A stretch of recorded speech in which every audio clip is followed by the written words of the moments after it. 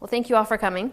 As Jim said, my name is Laura Drauker. I've been at the college since 2014.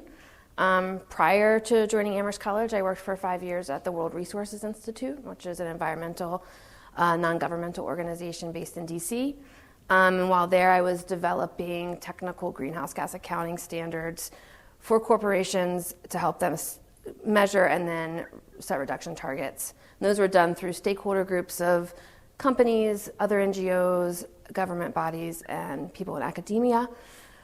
And then before that, I worked at the Department of Energy and then a postdoc at the EPA doing life cycle assessment work for energy systems. So I'm very happy to be here and to have been able to work on the Climate Action Plan for the past several years. There may be a question, maybe not, about why we're doing a carbon action plan and now.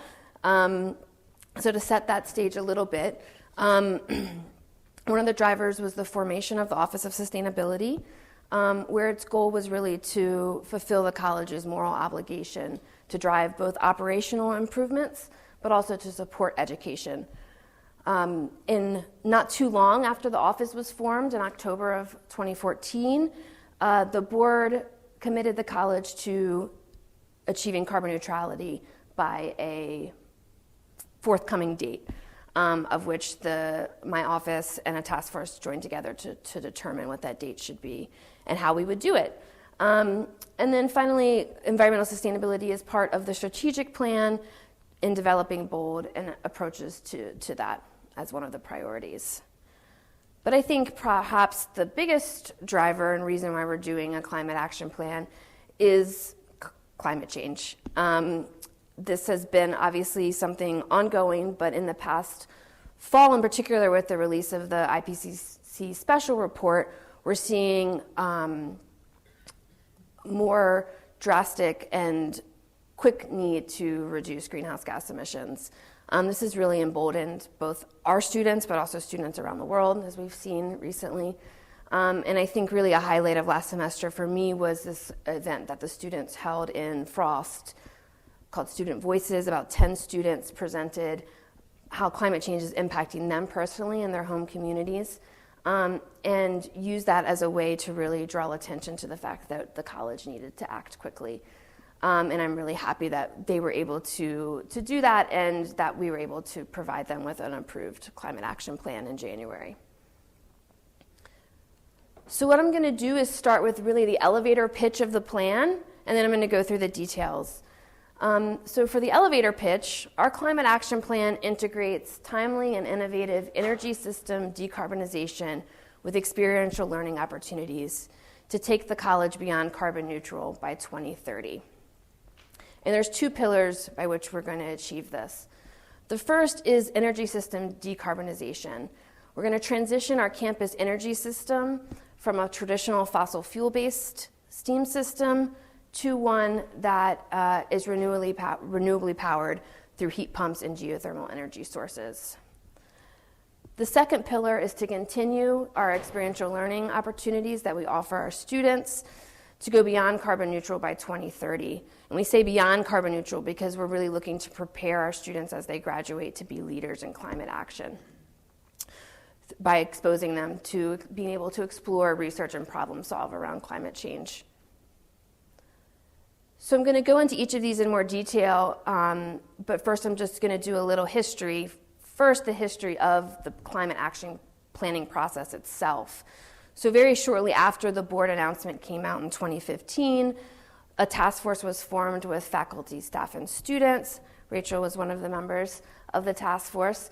And we hired an energy consultant to help us benchmark our greenhouse gas emissions and our energy uses into the future. And we use that information to look and see what our reduction pathways could be. And over time, the task force really kind of came to realize that our reduction pathways were limited with our current infrastructure. And really, if we wanted to reach decarbonization without relying heavily on things like offsets, we would need to look at whether transforming our energy system was technically feasible. So in 2018, we hired an expert consultant integral group to perform this analysis for us. They had done a very similar analysis at Smith the year prior, and had come out with favorable results to say that Smith could do a similar transformation. And now they're actually working with Swarthmore and Oregon State University, among others, to do similar plans that they've done for us. They finalized their study, which we'll talk about, and in addition to that, we did our own benchmarking of other institutions that were either looking to make this transformation, have transformed or transitioned their systems, and with all of that information, we were able to feel confident going to the board in January that we had a feasible plan. The other piece of history that I think is important to touch on is just the history of energy on campus in general, and looking at the different ways we've innovated and transformed over time. So from the start of the college, there were individual wood fireplaces. The students were actually tasked themselves with collecting the wood, which I think will be a good, I'm filing that away for next April Fools. I think we should relaunch that policy. And then we transitioned to individual coal furnaces in buildings that were tended to by facilities staff. But through the years, we started to identify some challenges that drove the board at the time to innovate. Fuel cost volatility, the coal that was needed to be used in individual furnaces was of a different quality and cost than the fuel that you could use in a centralized plant at the time.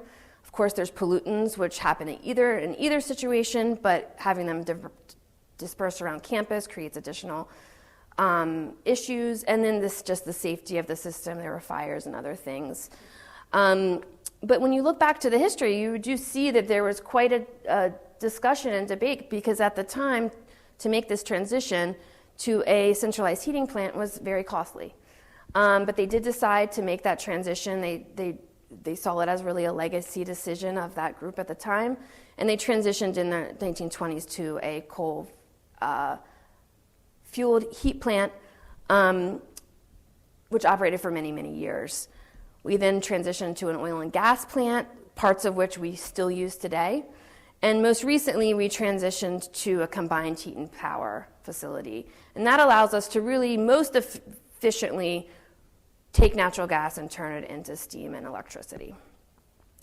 But similar to the challenges driving innovation in the 20s, we're also looking at similar challenges: cost and volatility of fuel, pollutants and greenhouse gases, and looking forward, regulatory pressures with very likely a carbon tax in Massachusetts in the future, and hopefully, or maybe potentially, nationwide.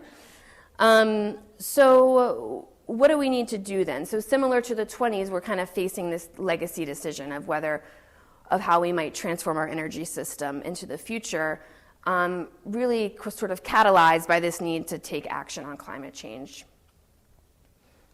So final piece of history is our greenhouse gas emissions over time, and we have seen significant reductions since we first tracked them in 2006. A lot of this brought on by the cogeneration plant and its ability to use the same amount of energy and create much more heat and electricity. But also through other smaller fuel switching measures, energy conservation, building really energy efficient buildings. The dotted lines here represent into the future, the solar project we announced last spring, which will come online in 2020. This was done with a collaboration of our peers. It will be a solar field in Maine that will help us reduce up to 20% of our carbon footprint. But this sort of remaining bit is hard to really dig into significantly without further changes to our energy infrastructure. So when we started our process with Integral Group, one of the things we wanted to do was ensure that the task force had really kind of looked at all of the options and that energy system transformation was best suited. So Integral Group looked at sort of three other general pathways. One would be the very traditional approach of reducing emissions as much as we can with incremental changes and then offsetting the remainder of our emissions. Another being carbon capture, some kind of carbon capture added to our existing plant. The third being switching our fuel source from natural gas to biomass or biogas. And I think all three of these could be a topic of conversation all amongst themselves about the pros and cons, both technically and socially, of these approaches, and I think all of them would be very great student projects. But in general, they all have elements of being costly, unproven technology, unclear what their impacts are really on the global greenhouse gas emissions. And so Integral Group confirmed what the task force had assumed, which is that transitioning our energy system is really our best option to reaching carbon neutrality. So I've talked about transitioning several times. Now let's actually say what it is. So at the highest level, we're talking about going from natural gas being used to heat and cool and power our campus to renewable electricity being used to heat and cool and power our campus. So how do we get there? I think there's really 4 key steps. They don't have to happen in this order, but these are the steps that we need to take. The first is that we need to transform the campus heating and cooling systems away from steam to a low temperature hot water system. If you were to start a campus from scratch, a city from scratch, today you would most certainly use low temperature hot water. That's the best practice. It's easier to manage. Steam's harder to manage. It's less safe. There's just a lot of benefits to hot water systems. When we say low temperature, we're talking here about around 120 degrees to 180 degrees. And several of our buildings already are equipped to operate at this level. So the new Science Center, the Greenways. And we'll need to update other buildings on campus to be able to fit into this system. But the reason why this is important from a transition standpoint is that because of the laws of thermodynamics, steam is really only created by combustion or nuclear energy or some other really high-powered source.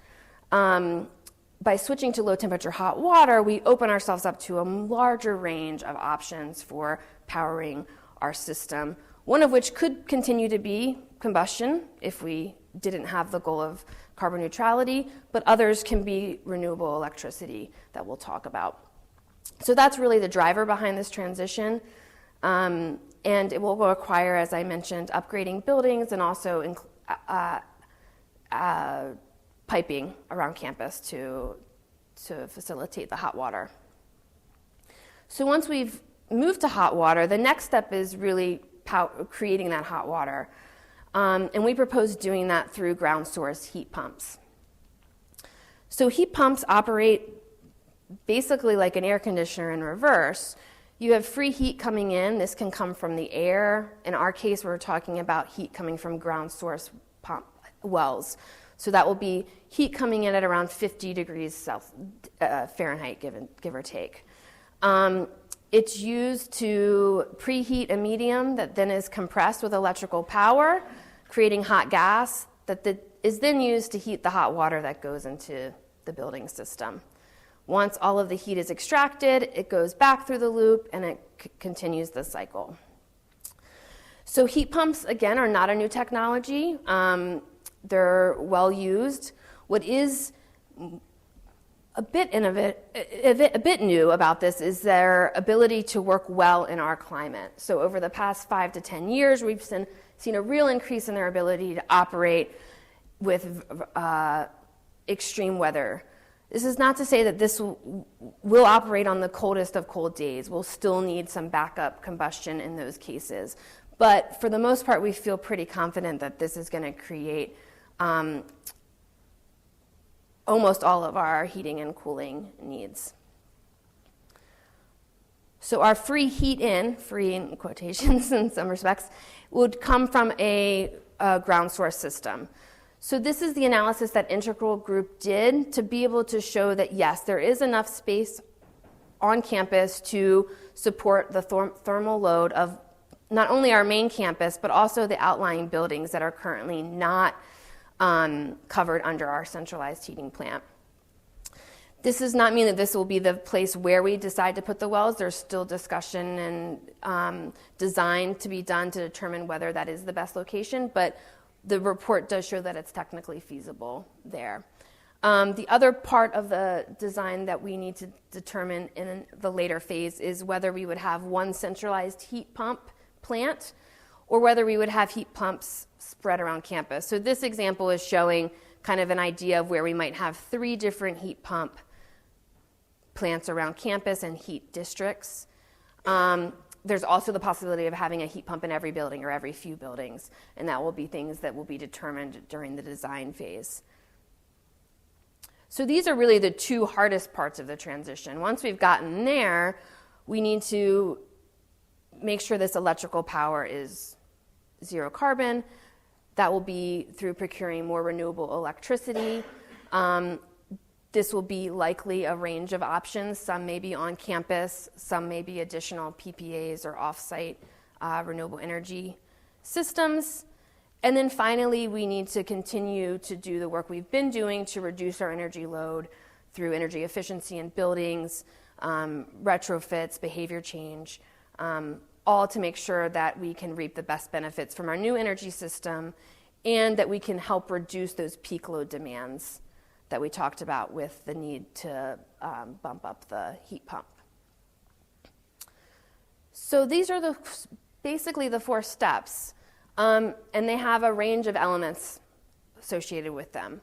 A new hot water distribution networks, the low temperature building systems, the heat pumps, the wells, renewable energy. Not a necessity to the plan, but definitely a benefit would be battery storage. This will help us reduce demand charges, also improve resiliency on campus, and then, of course, continue to have efficient and well-operated buildings. So this is the technical piece. Now let's move to the financial piece. The good news about this system is that it will allow us to achieve some significant operational cost savings compared to our business as usual. And this is due mostly to the fact that we will just reduce the amount of energy we need to purchase. So this is just an illustrative example, but if you look at our plant now, for every 1 unit of fuel that comes in, we get approximately 0.7 to 0.8 units of useful heat and energy out of, which is really good, but it's still not 1-to-1. With a heat pump system, you putting in 1 unit of electrical power together with 2 units of renewable energy that's recovered from the environment in some way, and out pops 3 units of usable heat. So by switching to this system, we're really reducing the amount of energy units we have to purchase or supplement the system with, which reduces the cost of our utility bills. There's also savings in the reduction of steam loss. Steam is high-powered, high energy. It likes to escape. We do our best not to let it escape, but it happens inevitably. And the hot water system will not have those same issues. Finally, we will be able to do some heat recovery. So in shoulder seasons where we're maybe heating a building or a space and cooling another building in a space, we can run that through the heat pump system and recover as much of that heat as possible. This is not to say this is a free system. There is significant capital cost associated with it, estimated around $50 to $60 million without financing. So while some of those operational savings can be used to offset a portion of the capital cost, it doesn't have a quick payback. But there's some other points to note here. The first being that when we look at options to achieve carbon neutrality, transitioning is really the lowest cost solution here. All of these, as I mentioned before, are cost additive to our business as usual case. The other important thing to note is that business as usual has always and will continue to need capital investment over time. Parts of that plant are original to the 1972 upgrade, and they've been really well maintained, but they're reaching the end of their life even in that regard. So there will need to be capital investments into the business as usual.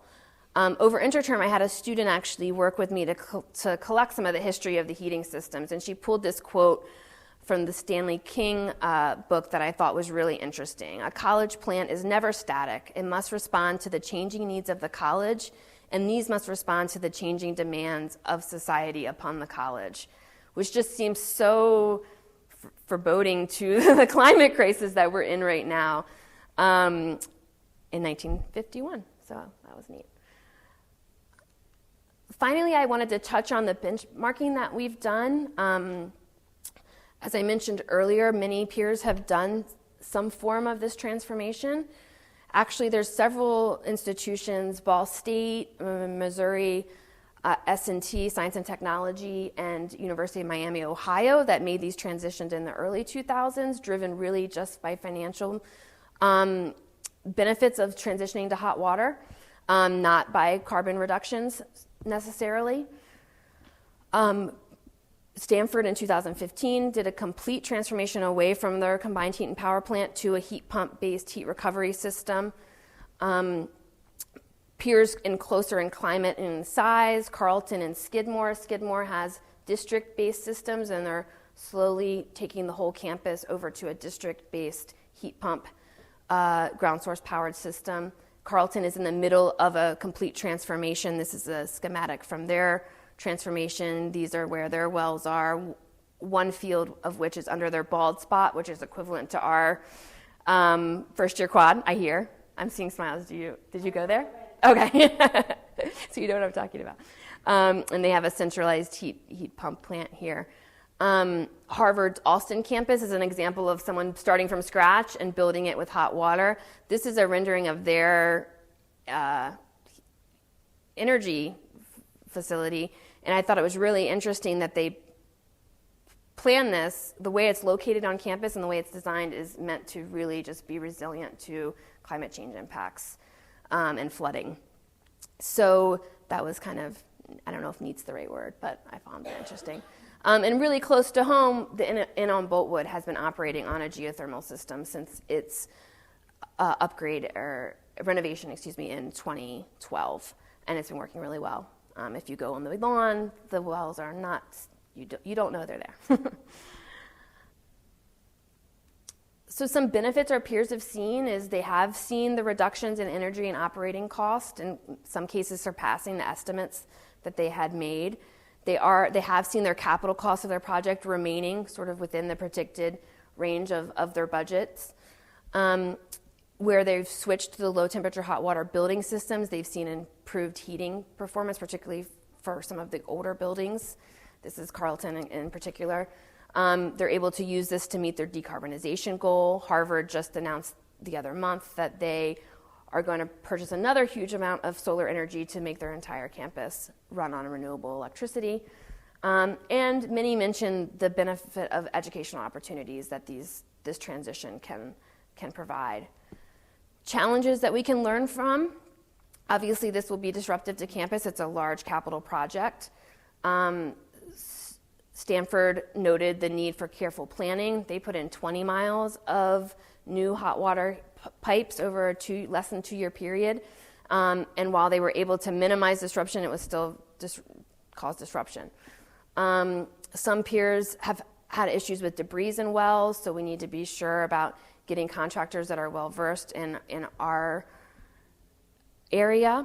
Also challenges with pipe technology. So most of the hot water systems have really been advanced in Europe, and so some of our local contractors aren't as experienced with these types of pipes, so that type of training will need to occur. And then several institutions mentioned that they wish they had integrated more of the educational components into the process from the beginning. And so that's a transition into the other pillar of the plan, which is experiential education.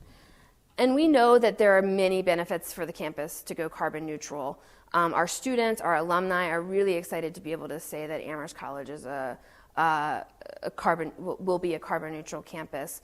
But we know in the grand scheme of climate change, it's a very, very, very small drop in the bucket.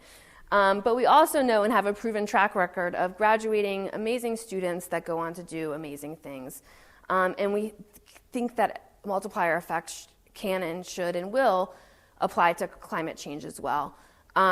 We want to really be able to graduate students who can take strong action on climate through policy, technology, activism, education, investment, the whole range. And so much of this stuff is already being done by all of you.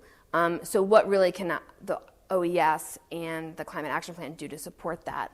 We see ourselves as supporting these through project-based learning opportunities in the classroom, access to data to support a range of learning objectives from intro class projects to thesis work, co-curricular research and learning opportunities in my office and through partnerships with other offices, and making sure students are really engaged in the plan as it's being implemented. A lot of this will be building on existing successes. I've hosted interns in my office over the summer for many years. This is a picture of students, a project that we did last summer with students from Williams and Smith, taking the drawdown climate solution model and applying it to a higher ed lens. Students in Professor Carter's class last semester developing a shower timer to save water. In January, I was able to partner with the Loeb Center to bring students to Boston on a climate action trek. This is them talking to a young alum who works for the Metropolitan Planning Commission and on energy access and climate initiatives at the local level. And then first-year students taking them to different renewable energy facilities in the area during their LEAP trips. This is them at Barstow's and Hadley touring the anaerobic digester. Just a few examples. Others I don't have pictures of. Our stats fellows are currently using the energy data that we've started collecting from our meters. They're helping us clean that data up. They're helping us try to identify if we can see the reduction from a recent lighting project we did in the first-year dorms. Professor Carroll's climate change class presented back to me their final projects on ways to reduce emissions on campus, and a host of other opportunities that we can build upon. So looking forward, how to further support this work, really envision working closely with interested academic departments and faculty members to determine how best to incorporate the Climate Action Plan and climate action more broadly into their curriculum. Meeting on Thursday with the Environmental Studies Department to start that conversation there. Continuing and expanding the co-curricular partnerships that we've started forming with the Loeb Center, with the CCE through the Design Think Challenge, Global Studies. We have some sustainability fellows this semester that are blogging about sustainability issues while abroad, and my other 5 college colleagues. And then providing significant opportunity and support for students to engage at the implementation of the Climate Action Plan, from internships to sitting on different boards of oversight. So really excited about moving this piece of the puzzle forward. Also looking at benchmarking in this regard. Swarthmore has a really interesting presidential research fellowship. It's a partnership between the Office of the President, Sustainability Office, Environmental Studies, and their equivalent CCE group on campus to have students do in-depth sustainability projects, including the Climate Action Plan, throughout the semester. Actually, throughout a year. It's a year-long program. Carleton, as they're implementing their plan, they are making sure they're integrating education as much as possible. This is a picture of a geology student examining soil samples. They've collected as many soil samples as they can to be able to be stored and used in the geology labs. They've also inserted temperature probes into the wells to be able to collect temperature data that can be used for class projects in a wide range of classes. Just some examples of classes at other institutions.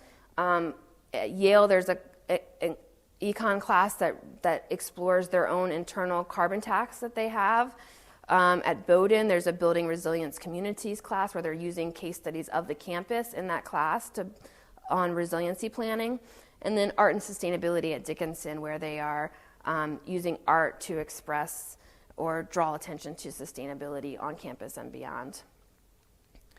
So next steps, we are in the process of moving forward with the design phase. I mentioned through my talk that there are some things, while we have a plan and we know the direction we're going in, there's some details that still need to be figured out, whether it's a centralized or distributed heat pump, for example, how quickly or slowly we do the implementation of this, where we will put the geothermal wells.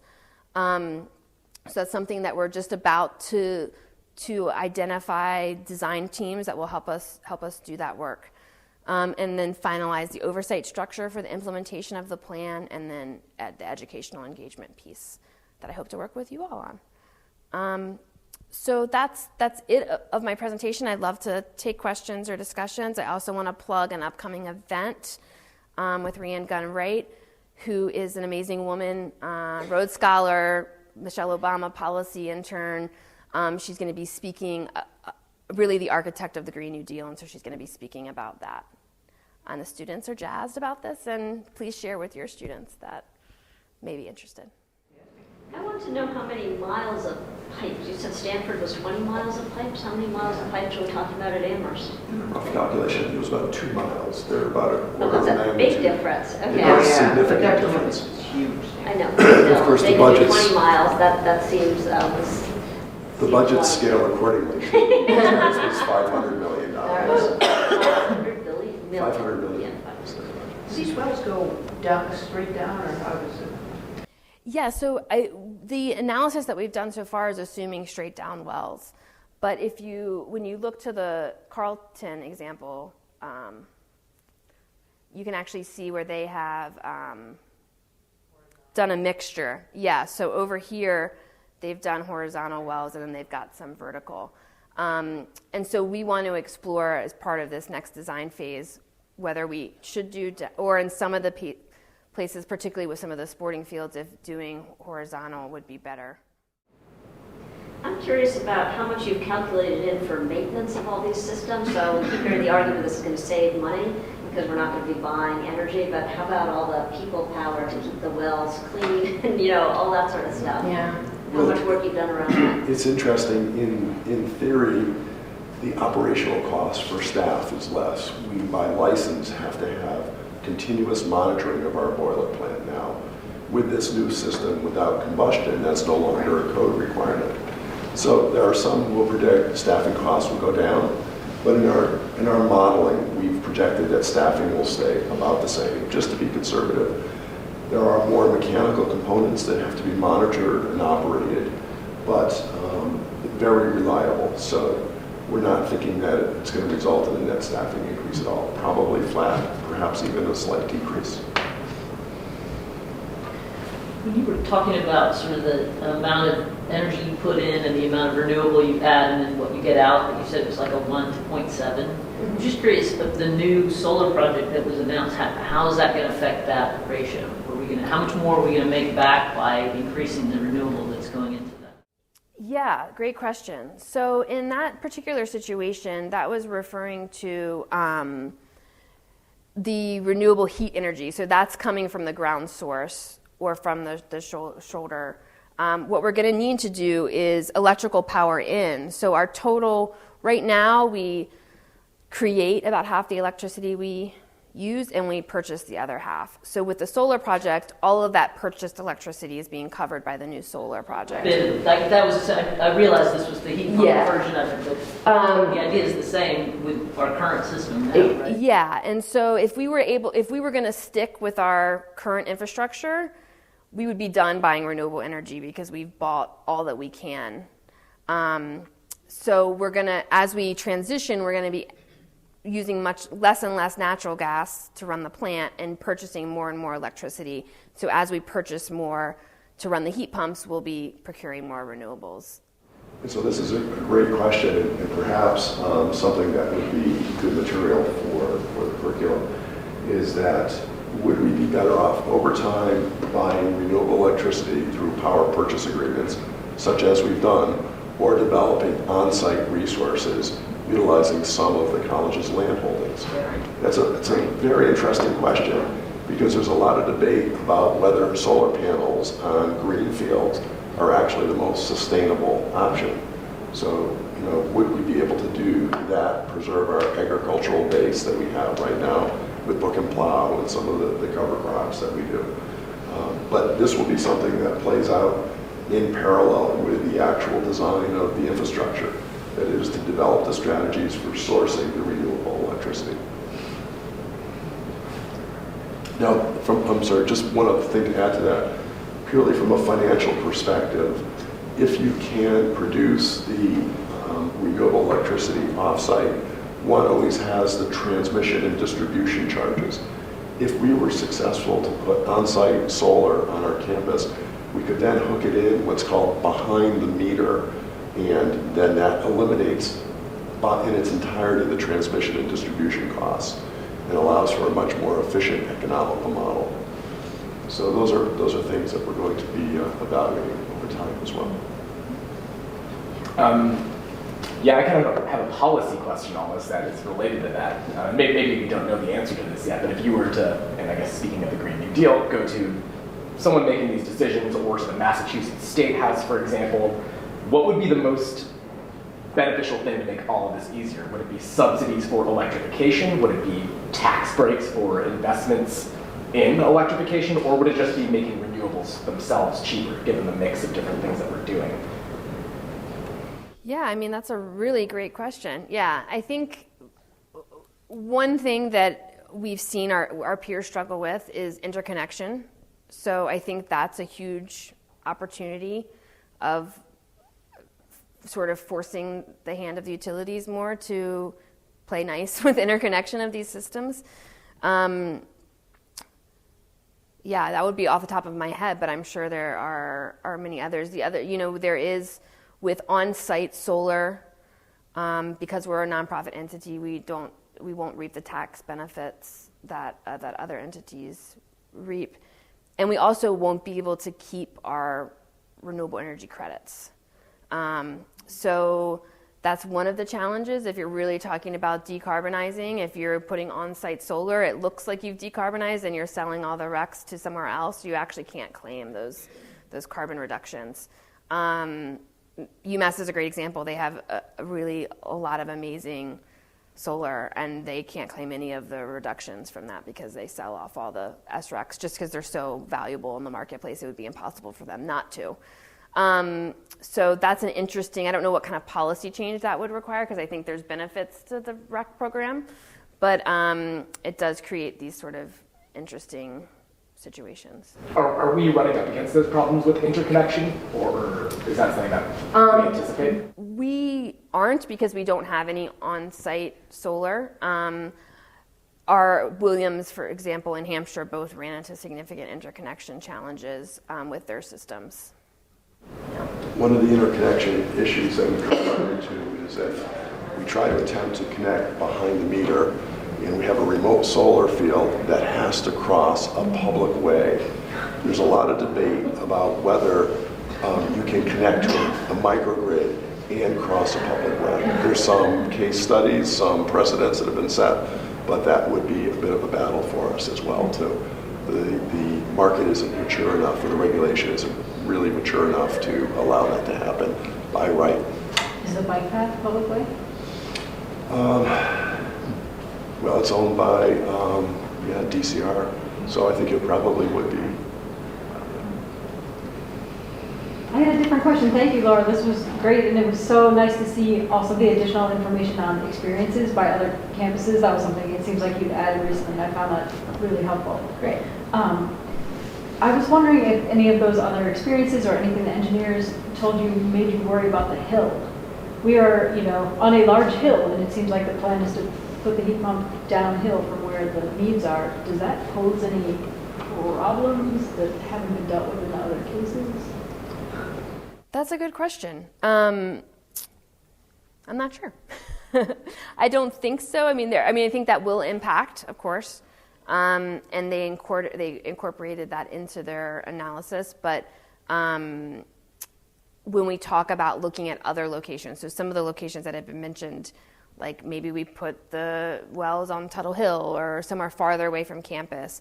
The feedback we've gotten from the consultants is that the distance doesn't make a huge difference.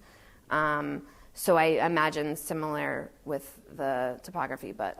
Are you thinking in terms of the pumping energy required to overcome the elevation difference, perhaps? I guess so. I mean, I don't know. I guess unusual water systems are flowing downhill, right? Water wants to go downhill. So what happens if you try to make it go uphill? Well, it will have to go downhill one way. Go back downhill. Maybe it's okay. There's a big siphon or something. So if we were I don't know. Grinnell, I guess, which is a very flat campus, one would still need to impart pump energy in order to move the fluid through the piping to create the pressure differential to move it. In this case, it's a matter of sizing the pumps appropriately to overcome what's called the elevation head. From an engineering engineering perspective, it's actually pretty straightforward to be able to move that fluid loop up to the hill.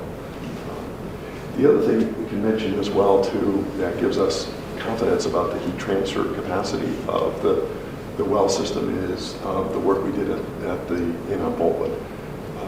Those wells have yielded good heat transfer. They're about 500 feet deep.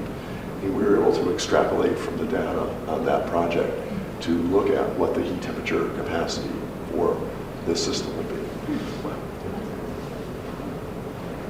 Can we see the integral report? Yes, so we are finalizing like the report that will be a written version of these slides and pulling that together with the integral report and the benchmarking. Yeah. I just have one more quick question. So from what you've learned so far, what are the pros and the cons of doing this centralized versus distributed? Are we small enough that we can be centralized and it's not a big a deal, or should we just Yeah, I mean, so I think actually Jim and I disagree a little bit on centralized versus distributed, but I think that the pro of centralized is that it's a bit cheaper. You don't have extra heat pumps, so you're just kind of having one system. Probably easier to maintain, to Catherine's point earlier, of staffing needs. The pro of distributed is that it does create a little bit more resiliency and redundancy in the system, which is important as we look to more extreme weather events and things like that. So it also may allow us to do it, although I think with both systems we could do it in a bit of a phased approach. I think distributed allows for more of a thoughtful phased. Yeah, Laura's captured it nicely, and it will be something that we have to evaluate closely over time, and certainly partner with Kevin and his team as we think about the financial implications of either option. I mean, one of the potential benefits as well to distributed is that we can be more opportunistic about doing it in phases. That is to say, when we do major projects, we could create a district at that time. So as we think about the use of the Maryland Wire site and linking in the Science Center and the Greenway dorms and a new building there, it's an opportunity for a fairly significant first step major district. The other thing we can also note too, and that maybe I'm showing my bias too much about distributed, but I'm still is that it is a hedge against enhancements, technological enhancements over time. That is to say, if we move forward with one phase of a decentralized plan now, if there are technological advancements, efficiency improvements in heat pumps, the next tranche that we do, the next phase, could be using that new technology. Can I ask you a question? You said, if there's extreme weather, like extremely cold, the heat pumps working too good. So what's left of whatever we have now? I mean, that's going to...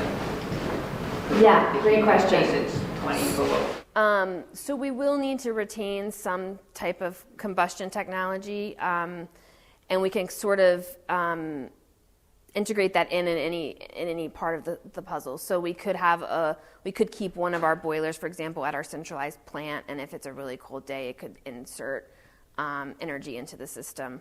We could have boilers in the districts or in smaller places on campus. So that raises a question about neutrality, and at some point we're going to have to tackle, which again I think would be a wonderful student inquiry, whether we use natural gas and offset, or whether we do a biogas in those situations, and whether we think biogas is really a sustainable solution or not. But with improved buildings, we'll hopefully be able to limit that to small situations. Can I follow up a little bit about this education piece, because that seems so important. I mean, I'm sitting here thinking we need some other studies, maybe energy technology, to try to facilitate student engagement. And I don't know, maybe you could share your thoughts about what, if we were to be able to get a new faculty person, like what would be most help to try to sort of be able to engage with this project that's going to happen for many years, it would seem like, and student educational opportunities. So I think the first thing that the CEP would look at is that a liberal arts field? And so the sound of that position sounds complicated for me to get through. So I think part of what we have to be talking about is how do you shape an FTE that looks right? And is that really the best way to go? There may be other ways to go. You could imagine potentially having someone in the CCE or something like that. So I'm not sure that an FTE line in that kind of an area is the right way to be thinking about it. But it's certainly an interesting idea. One might be able to frame it as climate policy more generally. Well, or something yeah. like that. But there might be, just thinking on that, there might be, are there resources that we could leverage at UMass? Are there, where there perhaps are more focused lines or people that are doing things to help us build some of the curricular things? Or other 5 college things where there are projects where all the colleges are, challenging each other to do different initiatives or something like that. It's just, so that might be the. And I certainly think policy is probably the route to go because it's going to cover so much. And I think to Ashwin's points earlier, I mean that's really what's going to drive systematic change.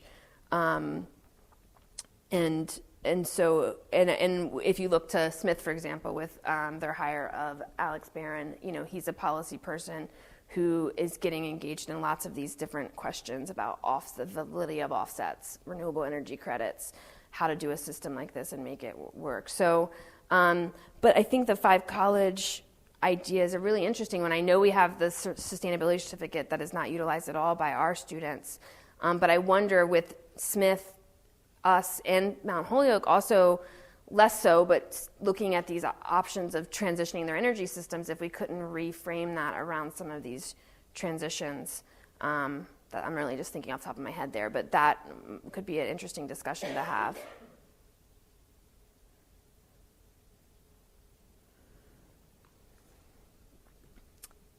Anybody else? It seems like that's really where our students you could imagine going, right? Because it's a really tough problem. And so if it's a climate policy person or something like that, where the PI's research is in these politicky solutions that have to be, that are really interdisciplinary. Yeah, and that sounds That's probably the way to frame. Mm-hmm. Students are very interested in that. And that's what our students will go out and solve, right? I mean, they're great. So they will go out and solve those problems if we get them thinking about those things early. So there's an opportunity for that. I'm just thinking you could build an entire course around Ashwin's question. You could. You really could. Certainly lots of projects. I mean, it's Well, wonderful. Well, thank you all. Look forward to continuing the conversation with some of you this week and hopefully others of you at a later date.